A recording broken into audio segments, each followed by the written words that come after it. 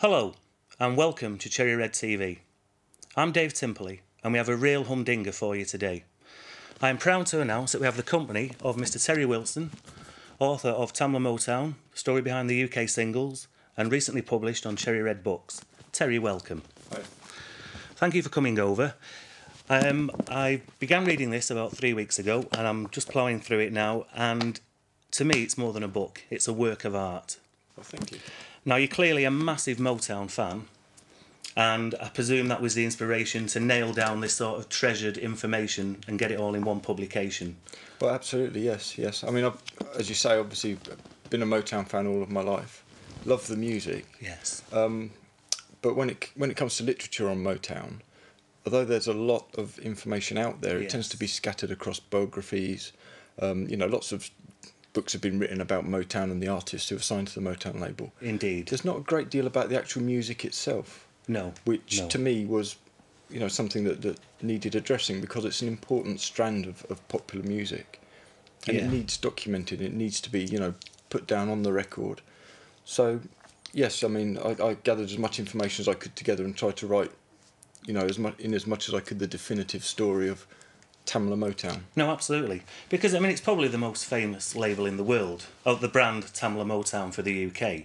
Oh, Of course, we probably should explain, going back to the beginning, of course, and of course Berry Gordy, the early years is well documented, but it can't do any harm to remind ourselves of it here. But of course, Tamla Motown, as I say, was the brand for the UK and Europe, and in the States, of course, it was a very different story, wasn't it, from the beginnings, when Berry Gordy began the empire back in the the mid to late 50s. Yeah, that's right. When Motown was created, really 1959 is generally recognised as the starting point. Yes.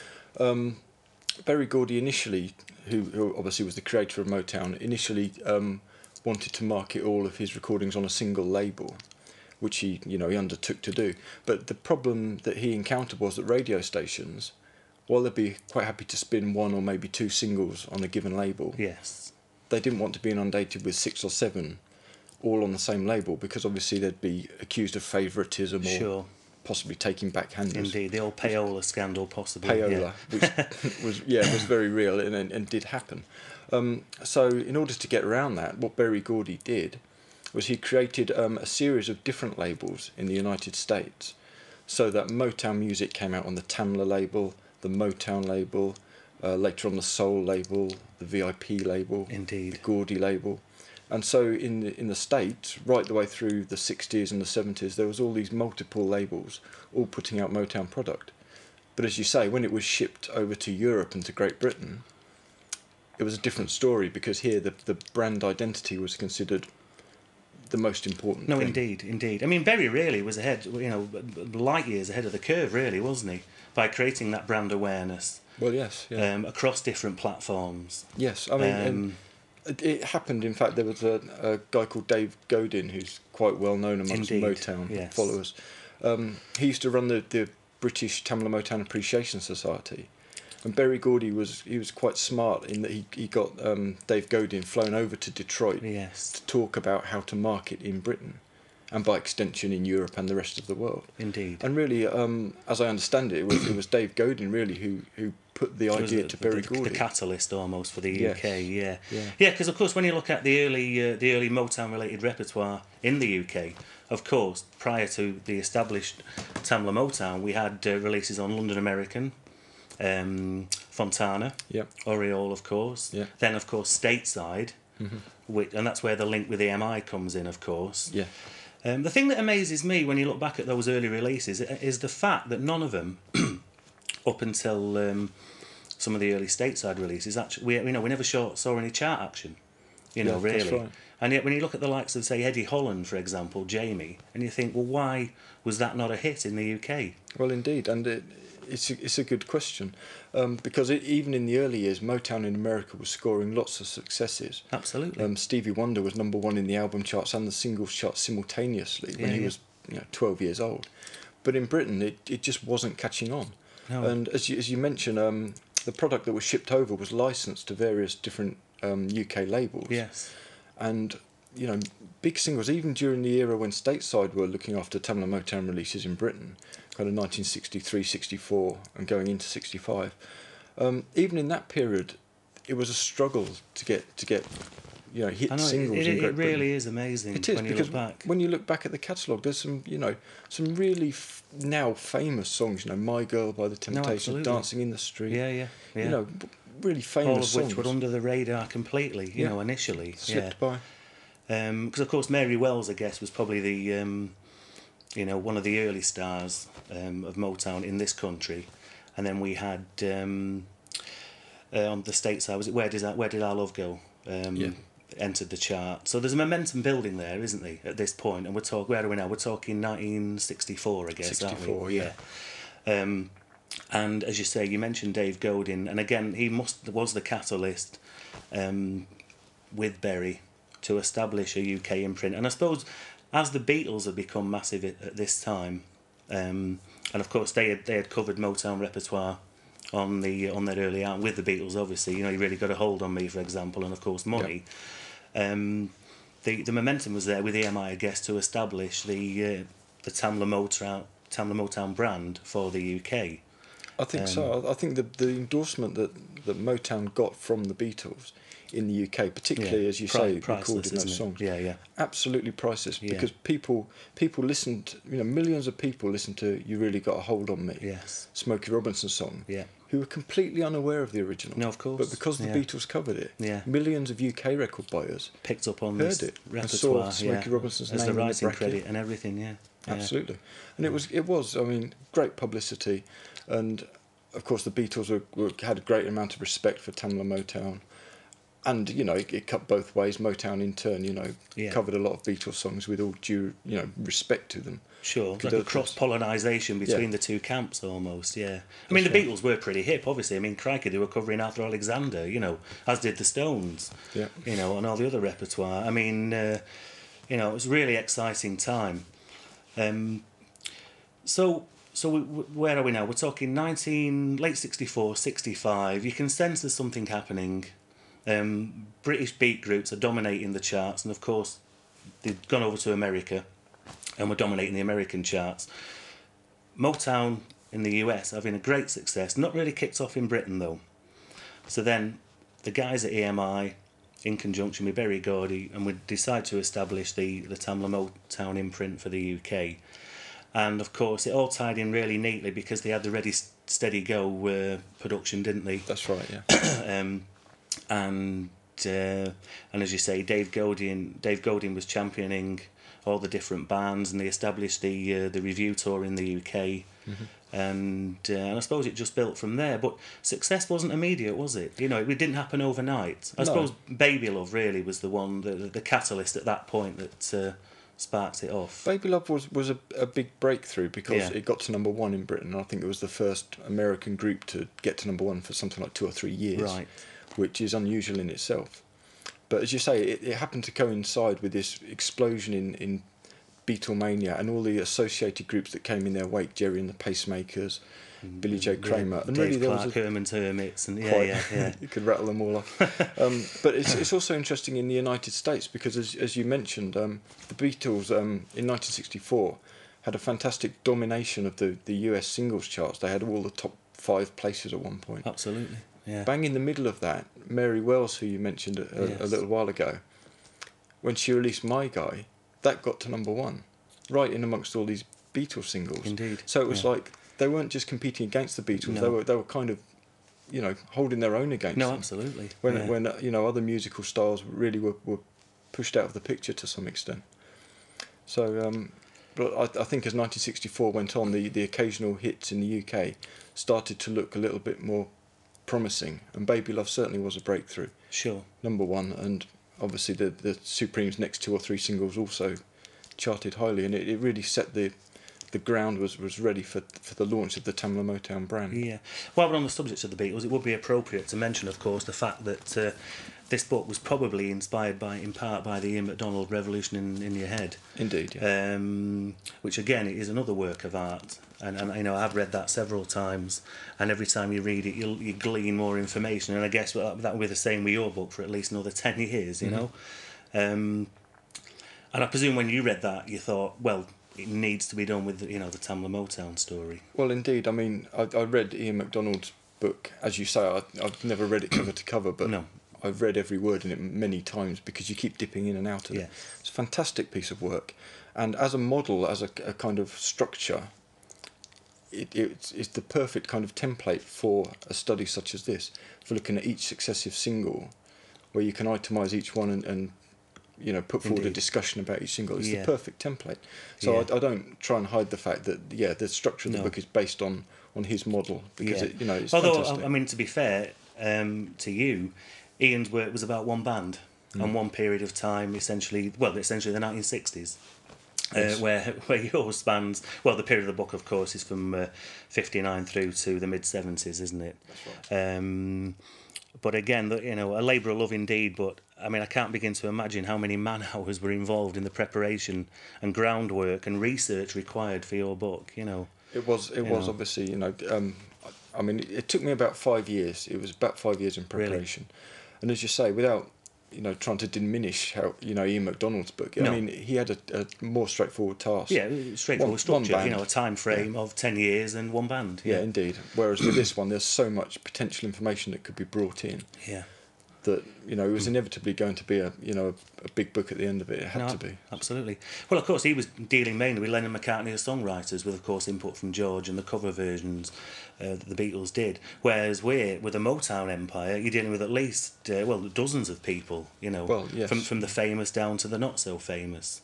Hundreds of you know, talented people. And when you analyse the whole picture with Tamla Motown, do you think part of the success has got to be down to the songwriters? Notably, obviously, Dozier Holland, but that's just the tip of the iceberg, isn't it? And they were only there for what, an 8, 9, 10 year period before heading off. And well, even less than that, in fact. I mean, they to all intents and purposes, wound up their involvement with Motown at the end of 1967. Right.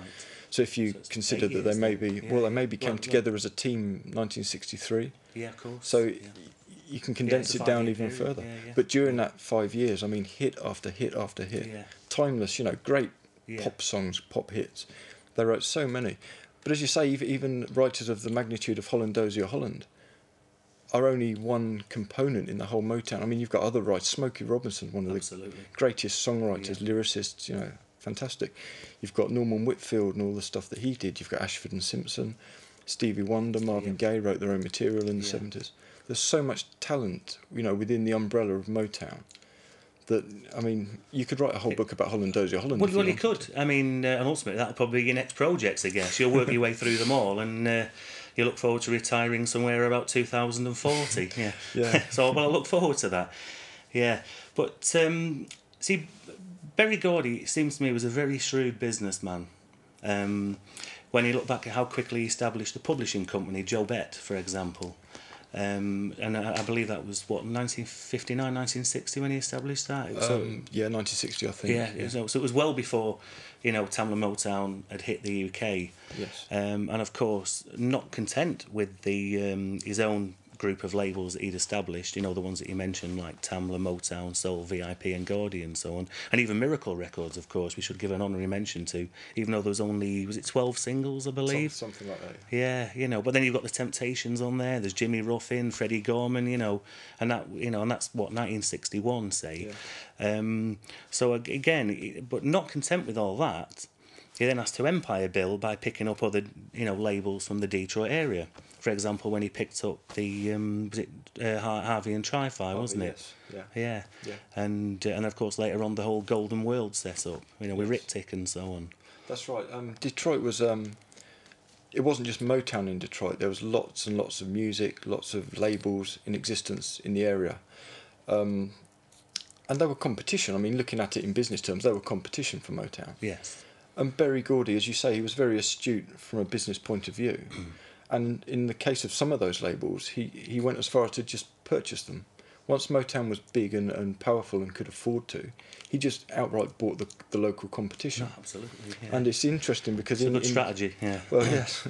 And in buying labels such as Harvey, in the process of buying the label and the business, the company, he also acquired the contracts of the recording artists. Of course. And so you get, you know, Junior Walker yeah. falls into the Motown family, almost by default. Not that he was headhunted and they discovered him and signed him up, but he found himself recorded. And then you have Shotgun and you know, great singles that come out of the Motown conveyor belt.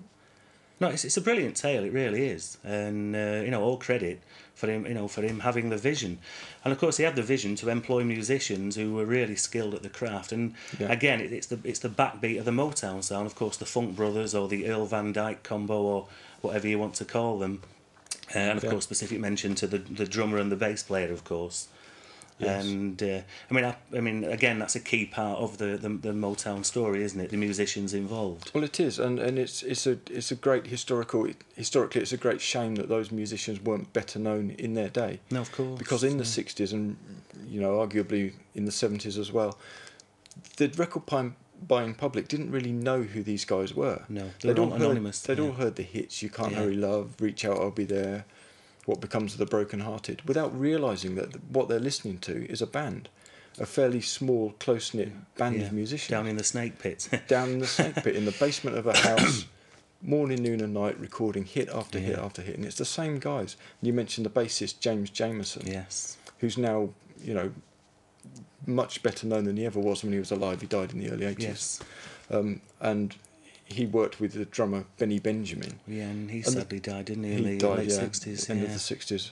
But those two really are frequently recognised as kind of the bedrock of that Motown sound.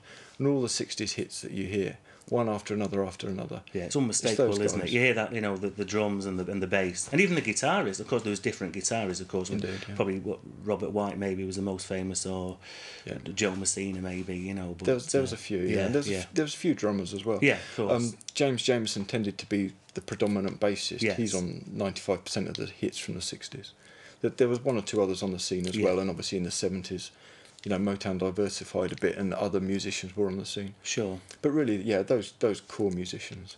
Yeah, I mean, when I was reading the book, I was astounded at the number of records that were released in the UK around the period 65 and 66 that didn't chart first time round. And I was absolutely, because I just presumed, well, they must have charted straight away because they're so good.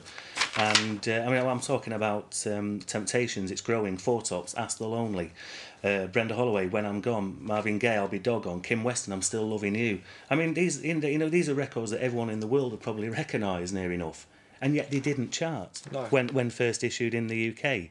It's quite amazing when you look back at some of those, and it's not. I mean, some songs which today are, you know, very well known, and we mentioned My Girl earlier, which didn't chart in the UK. Get Ready by the Temptations, I think, may have dipped its toe in, but it certainly wasn't a big hit. It did make a big impact. No, and This Old Heart of Mine by the Isley Brothers. Yeah. Everyone knows that song. Yeah, no, I'd written that one. I didn't even chart in the United Kingdom. I know. Miracles, Go Into a Go-Go, Contours, First I Look at the Purse. Isley Brothers, I Guess I'll Always Love You, Elgin's Heaven Must Have Sent You. I mean, you know, it really is. So does that imply that Motown at that period in the UK, again, was ahead of the curve? They were ahead of the public taste. The people were still getting grips to, well, they were used to buy, obviously, the Kinks, the Beatles, the Stones, Manfred Mann. You know, probably the Righteous Brothers were doing. That was the American act that were doing well in the UK charts around about that time. So do you think, the A&R guys at EMI, they were putting out repertoire that the British public just weren't ready for because they weren't acclimatised to it, maybe? Or I think there's some truth in that. You have to remember the period we're discussing now, 1965, 1966. Was an incredible time for music. I mean, you didn't just have the Beatles, producing all their great albums, Rubber Soul, Revolver. Yeah. You had, the Beach Boys' Pet Sounds, Bob Dylan was making great albums, the Stones were doing it. There was so much music, so much innovative, great music coming out, and Motown was kind of engulfed in a pop and rock scene that was just knew no Everyone's bounds. Fighting for airplay and attention from the British buying public. Indeed, it's hard to stand out in that kind of environment. Yeah, but even records as good as this, went under the radar initially. Indeed, but. Come the late 60s, they kind of reappeared on the radar, especially with the Northern Soul boom. A lot of UK fans gradually cottoned on to this, and a lot of the singles which we're discussing here were re-released in the late 60s. That's right. And started charting at long last. Yeah. So. I mean, it's a good point that you raised there because, again, when you look through the listing, and, they're all pretty well known, certainly it's the people on the Northern Soul scene. The likes of Barbara McNair and, Ardeen Taylor, J.J. Barnes and so on, the Reflections and the Velvelettes. But again, it was all a little bit belated, and of course the Wigan Casino influence, and the fact that people were generally getting hip to Detroit anyway, or maybe they were getting hip to black American R&B, because obviously there's other labels that were big. You got the whole Memphis set up for a start. Yeah. And then obviously the Chicago labels, OK in particular. So there was an awareness in Britain, from the hippest mods, right down to the average pop fan, that were being, becoming familiar with American repertoire. I think you're right, and I think it's important to recognise that in understanding the breakthrough of Tamla Motown in 1966 into a consistent hit-making label. Yes. That they weren't alone in that. There was, as you mentioned, there were, Aretha Franklin, James Brown, Wilson Pickett, lots of other artists around in the 60s. And as you say, it was a kind of, perhaps it's too strong to say a cultural shift, but having these kind of black performers, black singers, black groups in the mainstream, in the pop charts, was new. It was relatively new. And so Motown really was part of that movement, and part of that process of getting black American music into the mainstream in Britain. It didn't exist before 1964. No, because I guess most people are only familiar with the repertoire, as we've mentioned before, by the covers by British R&B bands. That's right. Most notably the Stones and of course the Beatles. But again, looking at the A&R policy at the time, it's really bizarre. For example, we didn't get the likes of Debbie Dean or Liz Land or Linda Griner.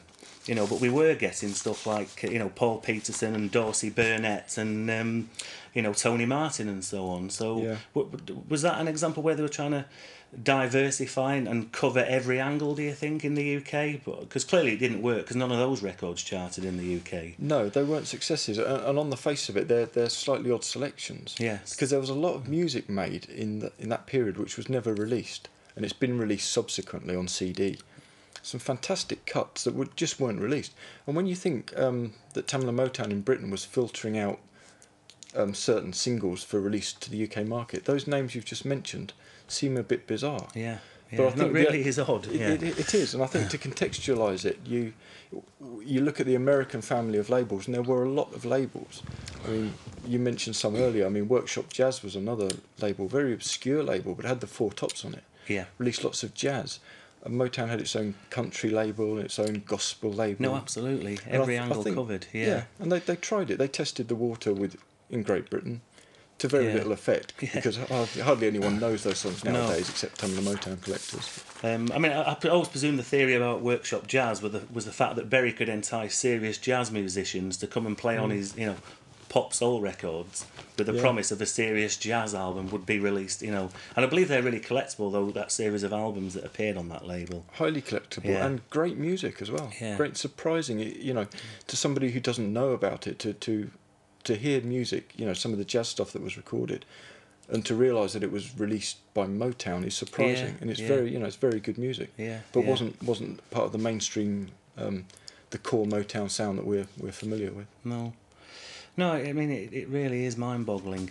And, of course, so as the chart success then begins to kick in Britain, and, of course, I was astounded at the lack of number ones overall from across the canon of music, because you just presume that records got to number one, and yet they didn't, No, so apparently, right. I think it was only 3, wasn't it, in the 1960s? Was it Baby Love and Reach Out, I'll Be There, and Heard It Through the Grapevine, I think? That's right. Yeah. And then in the early 70s, Tears of a Clown and I'm Still Waiting. I'm Still Waiting, yeah. But I think that was it for the first 15 years or something. Yeah. Which is surprising, but considering how well known the majority of the repertoire is. Absolutely, yeah.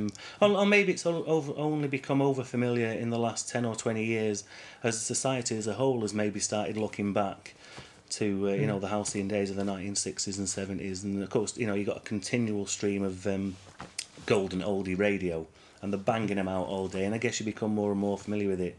So I suppose your mind can play tricks and think that must have been number one. Yeah, I think it's worth saying as well.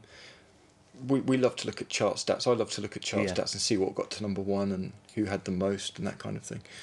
But chart placings aren't necessarily a reflection of musical quality or longevity. Yeah. And a lot of the Motown songs, which weren't necessarily high in the UK charts, have still found their place in the history of pop music as great recordings, great songs. Well, look at Marvin Gaye, for example. I mean, what's going on? I believe the album didn't chart in the UK. I don't think it did at the time. The singles were all failures that were pulled from the album. Yeah. Whereas in the United States, he was scoring number ones. Motown generally was scoring dozens of number ones, in the 60s. Whereas in Great Britain, it was they just weren't quite, hitting number one. So again, was Marvin Gaye ahead of the curve with the whole ecology thing? I mean, I think that obviously the death of Tammy Terrell had affected his mindset somewhat, and there'd been a shift, and in a more serious direction. And maybe he was looking at what Stevie Wonder was doing as well, of course, who had gone, as you said, from being a 12-year-old star performer into doing a series of serious albums in the 70s. Obviously Innovisions and Talking Book and so on, and but they all charted in the UK, and yet Marvin Gaye, again maybe the public just because I remember a time when I was reading the NME back in the late 70s, early 80s, and it would always be at the top, near the top of the poll. It'd be up there with Kick Out the Jams, MC5, Astro Weeks, Van Morrison, Pet Sounds, Beach Boys, and a few Beatles albums. And Marvin was always up there. Yeah. And yet the British public hadn't embraced it Well, that's at true, the time. but the same story holds for a lot of albums. If you think of Velvet Underground and Nico, sure, Pet the Banana Sounds album, it just that didn't do a thing, did it? Lots of albums. Forever Changes by Love. Lots of albums like that, which today are considered classics, weren't necessarily hits in their time. No, but they had a kind of a more profound influence that maybe some of the more poppy albums that came and went didn't have. And I think Marvin Gaye's releases certainly fall into that category. Yeah. And I think with what's going on was quite a radical departure for Motown. Sure. When it was recorded. Yeah. I think Berry Gordy was quite unimpressed with it on first hearing. Didn't fancy that it would be a success at all, and didn't want it to come out. No. But history obviously proved that it did come out and was a success. Yeah. But we'd had political records before from Motown, of course. I mean, the most famous one, of course, is War. And Edwin Starr, he wasn't the first choice to sing that, was he? I believe it was. No. Well, it was one of those songs that came out of the Norman Whitfield and Barrett Strong collaborations. They wrote a succession of really significant hit singles. Cloud 9, Heard It Through the Grapevine, and it was one of their songs, and it was recorded by the Temptations as an album cut. Yeah, and it was American students who were listening to it and lobbying Motown, saying this is a hit single, release it as a single. And Motown, I think Norman Whitfield was a bit cagey about whether he wanted to risk the Temptations being outspoken about war, in the context of Vietnam, which was ongoing. Given the climate in America at the time. A lot of hostility to the Vietnam War by then. Yeah. And I think he didn't want to risk the Temptations on what could potentially cause, some kind of political backlash. Yeah. So, it went to Edwin Starr, who immortalised the song and himself. Yeah, well, I think he does a great James Brown impression, sort of all the way through it, with the cries and the grunts and everything. Yeah. But it's a brilliant record. I mean, the whole production and everything. I mean, even now when you nearly 40 years on, and you play it back and you think, crikey, what a record. It's an incredible sound on that record. Incredible sound. Yeah. The Sonics. Yeah, but I mean, Berry, of course, not scared to nail to put his views forward with the establishment of the Sirius label. The Black Forum. That's I was just struggling to think what the name of the label was. Yeah, and when you look back at the albums that were released on that label, I mean, I couldn't imagine any major record company, having the nous or the gumption almost to release repertoire of this nature. I mean, we're talking live albums from the Vietnam War, and the Stokely Carmichael Free Huey Newton album, and so on. That's right. Yeah. I mean, that is really political and of its time, of course. It is. I mean, yes, it reflects its time, and I think it's to some extent it's widely misunderstood that Motown are perceived generally as being non-political, but in actual fact, when you look at the releases, and Black Forum is a great example of that, where they released Martin Luther King's speeches. That's right. They actually released them as spoken word LPs and put them out, and I mean, there's lots. When you look, War is another example where Motown weren't hedging their bets. If you listen to that, that's quite an emphatic statement about the Vietnam War. And it runs through. You can see through Love Child by the Supremes. You can see this comment on life in the ghettos, working class black people living in ghettos. And it runs right through the Temptations repertoire in the early 70s. There's a lot of political comment on Motown, but sometimes it's kind of dressed up a little bit. Yeah, it's not overtly in your face, is it? It's quite subtle, which is very effective medium to get the message across. You know, I mean, for example, I was just thinking of Stevie Wonder when he did, his version of "Blowing in the Wind." I mean, that was a political statement for Stevie at the time, and so the signifiers were always there, weren't they? In a way, for Motown. But I do, you've got to applaud the guy for having, for doing that, and when you look back, as I said, I just couldn't imagine anyone, any major record company doing that today. Yeah.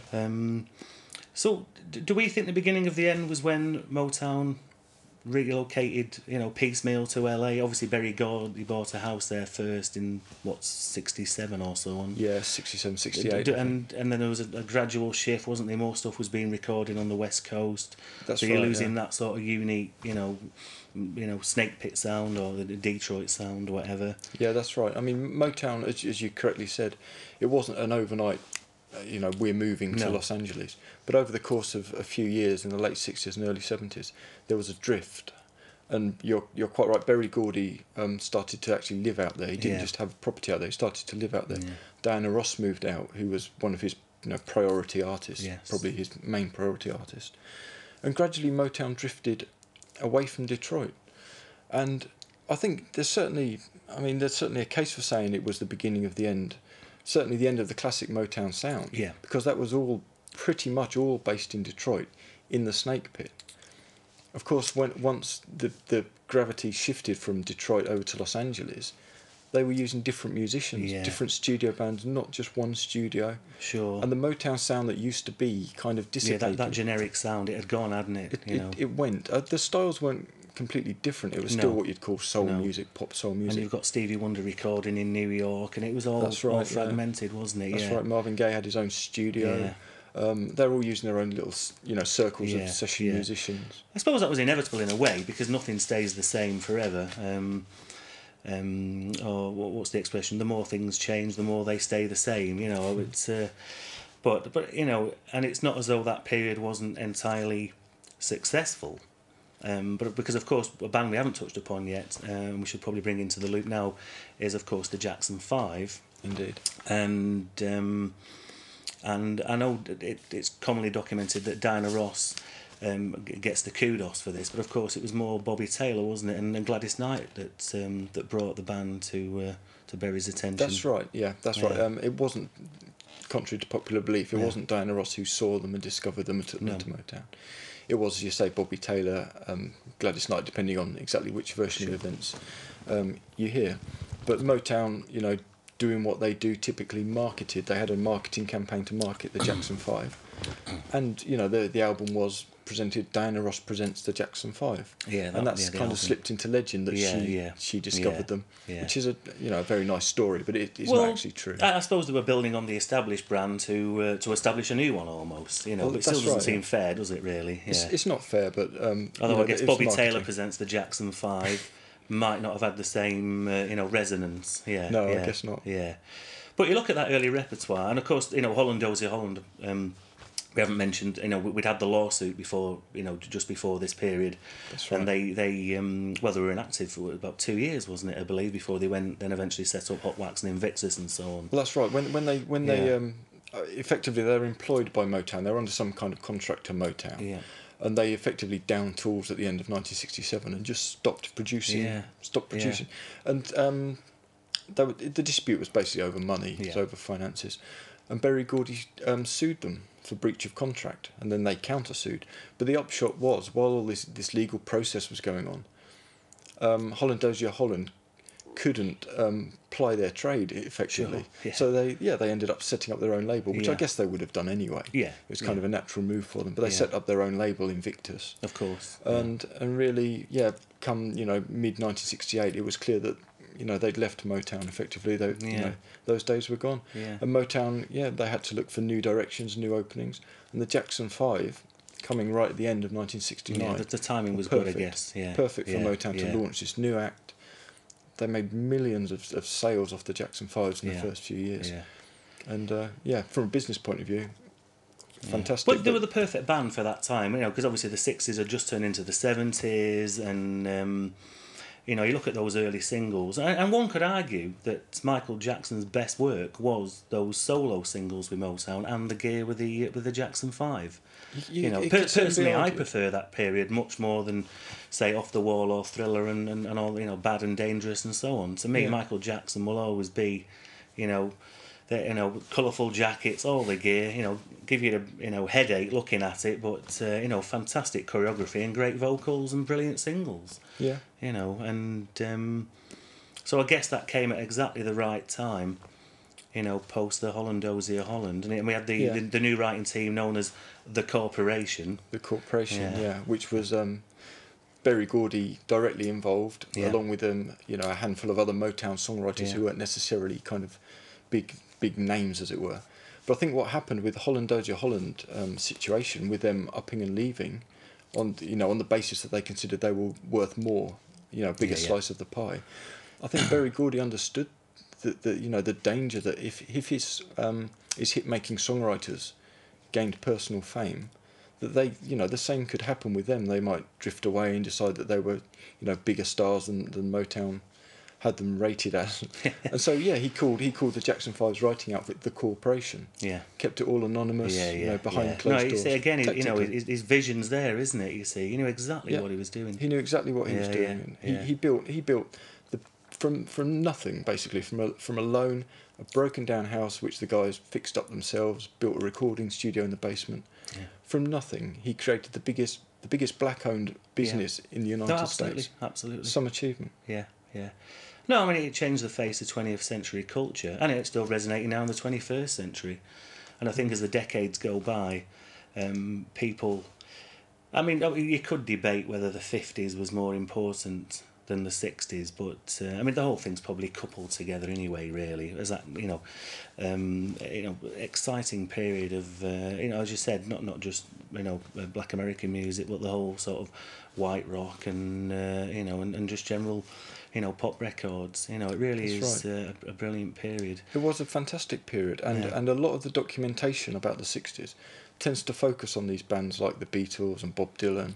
Yeah. And really, as I was saying earlier, part of the impetus for me to write this book was to redress the balance. Redress the balance, because Motown is a very important strand of music, not just for the social, cultural impact that we've been discussing about, the breakthrough of black artists. Yeah.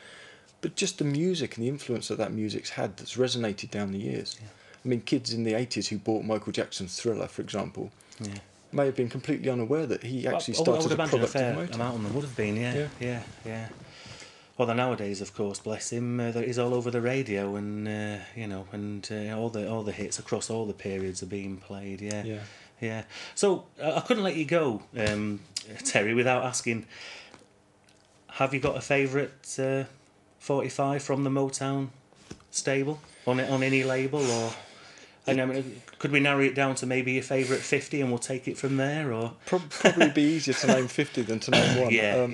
It's a question that I've been asked before, and the single that I normally pick out is "I've Got a Feeling" by Barbara Randolph, right? Which is a Holland Dozier Holland production, and it's absolutely classic Holland Dozier Holland. It's the perfect ingredients are there, aren't they? If you like Holland Dozier Holland, that is one of their greatest songs. But it's very difficult to say. It depends what mood you're in. Sure. No, I agree. I'd probably change my mind every hour, every day of the week, Although if I was pinned to a wall and threatened, I would plump for the Supreme Stone Love. I think the production on that, the whole ethos, sort of Kenny Thomas and the whole, and Frank Wilson, of course, was involved. Yeah. And I must play that every week. I've done since 1970. Yeah. And it still sounds as fresh as ever. Fantastic song, and interesting in the context of discussing Holland Dozier Holland. Interesting that it was after they left, because of course they were the primary songwriters for the Supremes in the 60s. That was one of the singles that came out after they'd left, And they went through with a succession of writers and producers. You mentioned Frank Wilson. Yeah. They also worked with Smokey Robinson, Stevie Wonder, Jimmy Webb, Yeah. trying to find some kind of identity in the early 70s to reinvigorate this hit-making machine that they enjoyed in the 60s. Yeah. And yes, singles like Stoned Love are, you know, fantastic pieces of pop music, which are as good as the music they made in their prime, the Diana Ross years. Yeah, and yet you would have thought that they may have had problems with American airplay on the radio and so on, and yet it just seemed to just go over everybody's head, didn't it, really? And there wasn't a problem. It's surprising that a song called Stoned Love would not meet with a backlash, because I think I mentioned in the book, you know, a couple of other trivial examples. With a Little Help from My Friends by the Beatles, mentions it has the line "I'll get high with a little help from my friends." Yeah, and it was and banned by the from BBC. radio play. I know, unbelievable. And yet Stoned Love, a couple of years later, went over everyone's head apparently. Well, society's all the richer for it, for sure. Yeah, and of course we both mentioned Frank Wilson then, and we should obviously mention the fact that about the recent auction that's taken place. Is a record worth £25,000? Well, quite clearly it is, isn't it? Well, in the case of Do I Love You? Indeed I Do. You know? It quite clearly is to the gentleman who bought it, yes. Yeah. £25,000, which I wouldn't mind betting is probably close to a world record for a single of that genre. I'd be surprised if it wasn't. I mean, the singles has a legendary kind of status anyway amongst Northern Soul fans. Yeah. And it's the Holy Grail almost, isn't it? It's the Holy Grail. Yeah. It's one of those... Just to explain the story behind it, it was originally Frank Wilson had plans to launch himself as a singer because, as we mentioned earlier, he wrote songs. He was a songwriter and producer. Yeah. But he had an idea that he wanted to be a performer as well, and recorded this would-be hit single, "Do I Love You? Indeed I Do." Then somehow or other there was a change of plan behind the scenes. The single basically didn't emerge. The copies that were produced were destroyed. And it was assumed that no copies had survived at all until many years later on, when the Northern Soul crowd managed to get hold of a white label demo copy. That's right, yeah, which I believe came from a Motown employee who was doing some archive research, flicking through the files, came up with this, the demo, and I believe it found. He then gave it to Simon Susan, who was one of his pals, and of course Simon had loads of connections in England. And of course, it found its way to Russ Winstanley, who played it at Wigan, covered up as Eddie Foster, I believe, and then the rest is history. Yeah, but £25,000. Yeah, but I mean that's a reflection of the legendary status that record has. Yeah, no, absolutely. Because, I mean, it's a brilliant record, and if I had 25k, I'd buy a copy myself. Yeah, if you could find one. Okay, it's been a real pleasure, Terry. It really has. And just one final thing. Is we must settle an argument. Who did record the definitive version of Money then? Well, Barrett Strong did it, of course, for Motown first of all. Then the Beatles famously covered it. Indeed. I can't settle that argument, but I'll stick my neck out and tell you what I think. I prefer, loath though I am to say, I prefer the Beatles version. No, fair play. I admire you for saying that. But I will say the Beatles also covered Please Mr. Postman. Yeah. And in my book, it's not a patch on the Motown original. No, I think. No, I think the Beatles caught, the way they capture the presentation of Money is absolutely fantastic. I think it's just shaded by Barrett's. I was going to say the Flying Lizards then. It's just shaded by Barrett's version. But it's not a case of either or. Let's have both. Indeed, and they both enriched culture. And it's a personal. Which one you prefer is personal. No one can say that's better than that. No. I've got a theory. There's no such thing as good music or bad music. There's just music. Yeah, and you either like it, and it either moves you, gives you goosebumps, whatever.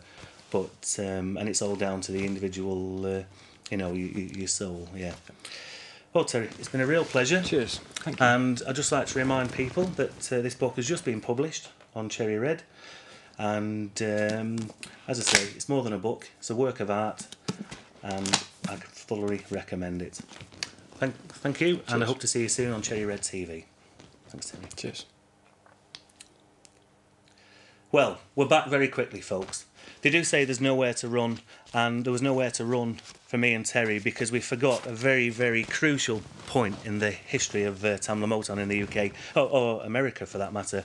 And of course it is the promotional video produced on the Ford assembly line in Detroit for Nowhere to Run. And correct me if I'm wrong, Terry, but I believe this must be the first example of a pop promotional video being filmed. Yeah. I believe it is. I believe it's the earliest one, tail end of 1964. I'm not aware of anything that predates that which you would call in the modern context of pop video. So I think Motown can stake a claim there to pioneering that particular area.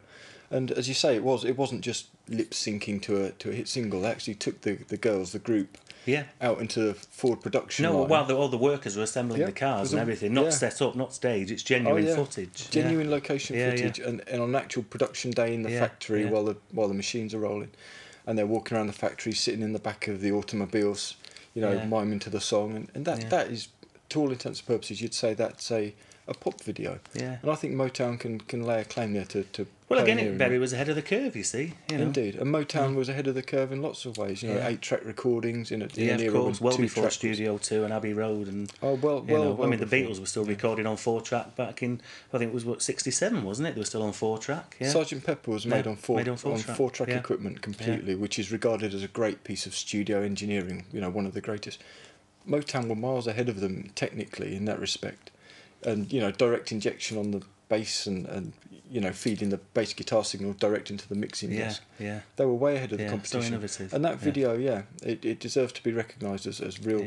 The starting point really of pop videos. Although if you ask most people, they will probably quote. Well, most people will probably quote Queen, Bohemian Rhapsody, and the older people will probably go, "Hang on a minute, Bob Dylan."